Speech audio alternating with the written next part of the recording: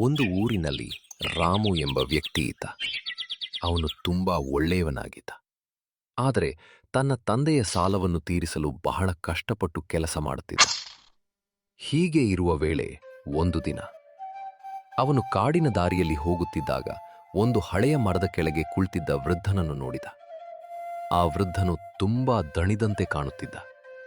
ರಾಮು ತನ್ನ ಕೆಲಸದ ತುರ್ತಿನಲ್ಲಿದ್ದರೂ ಅವನ ಬಳಿ ಹೋಗಿ, ತಾತ, ನಿಮಗೆ ಏನಾದರೂ ಸಹಾಯ ಬೇಕೇ ಎಂದು ಕೇಳಿದ.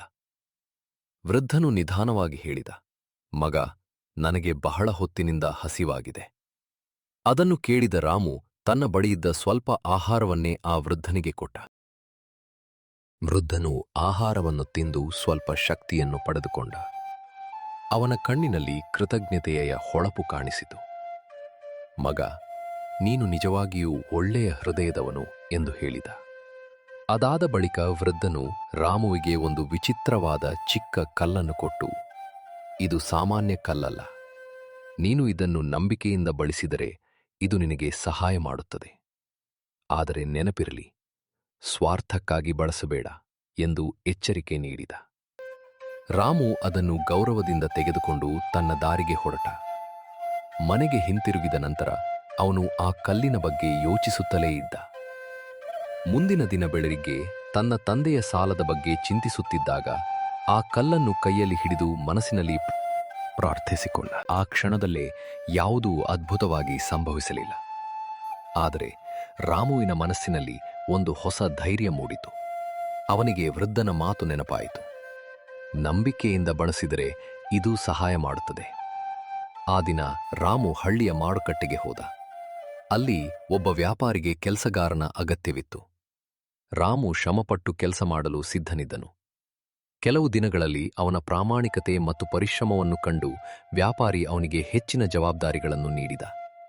ಒಂದು ಸಂಜೆ ವ್ಯಾಪಾರಿ ತನ್ನ ಹಣದ ಚೀಲವನ್ನು ತಪ್ಪಾಗಿ ಕಳೆದುಕೊಂಡನು. ಹಲವರು ಅದನ್ನು ತಮ್ಮ ಬಳಿ ಇಟ್ಟುಕೊಳ್ಳಬಹುದಾಗಿತ್ತು. ಆದರೆ ರಾಮು ಅದನ್ನು ಕಂಡ ತಕ್ಷಣವೇ ವ್ಯಾಪಾರಿಗೆ ಹಿಂದಿರುಗಿಸಿದ.